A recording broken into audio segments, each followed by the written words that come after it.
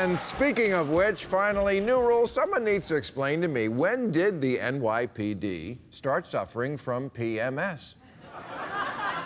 Seriously, if our deal with the police is we have to constantly reassure them how much we love them, or else they throw a tantrum, we're not supporting them, we're dating them.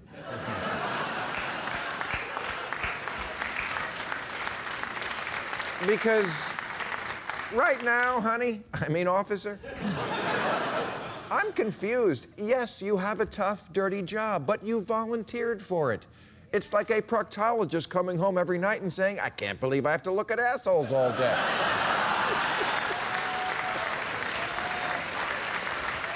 Now, let me be clear. I do support the police, and I understand that their job is looking at assholes all day. But something outrageous has been going on in the Big Apple the last couple of weeks, as New York's whiniest have been staging a virtual work stoppage to teach Mayor Bill de Blasio a lesson for not saying he loves them enough. Citations for traffic violations, public drinking, and urination are all down 94%. Yes! Jay, you ruined the next joke for me. I'm sorry. Drug arrests are down 84%. Parking violations down 92%. So it's a great time to visit New York, get drunk, stoned, and urinate out the window of your double-parked car.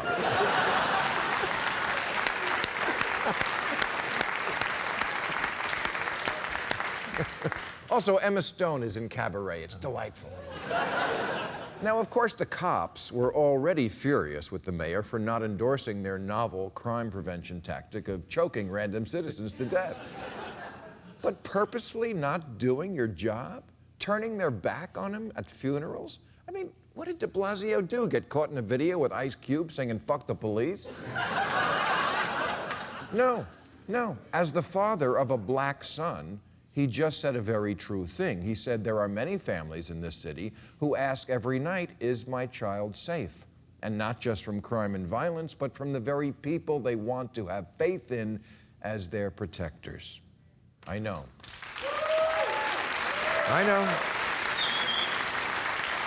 How dare he spread a myth that is only corroborated by every single black person ever?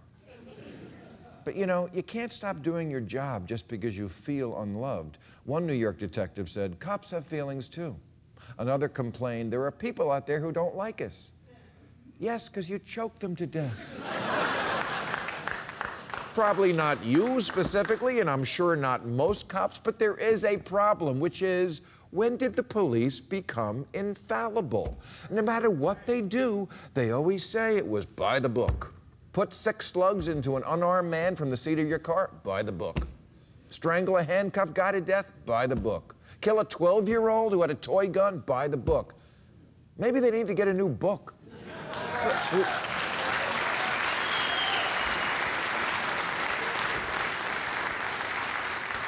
Who wrote this book anyway? George Zimmerman? I mean, when was the last time you heard a cop say, yeah, we got that one wrong, sorry? It never happens. It could be a baby holding a rattle, and they'd be like, well, the baby did point the rattle at the officer and crawled toward him in a menacing way. Babies have to understand when the officer tells you to drop the binky, drop the fucking binky!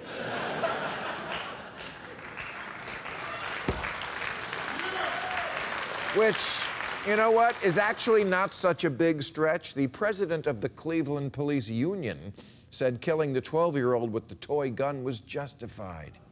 It was the police union in New York that encouraged the work stoppage. It's the union that's fighting the reasonable idea that cops should wear cameras. This is why Americans hate unions now. It's why Republicans have been able to make taking on the unions an applause line. Because union bullshit that people see on TV made it easy for them to make it about crybabies and entitlement. Which is a shame, because with a record wealth gap, we need unions now more than ever. When America had a thriving middle class, 1 in 3 workers had a union. Now it's 1 in 10. It's not hard to do the math, except in this country, because we can't fire teachers.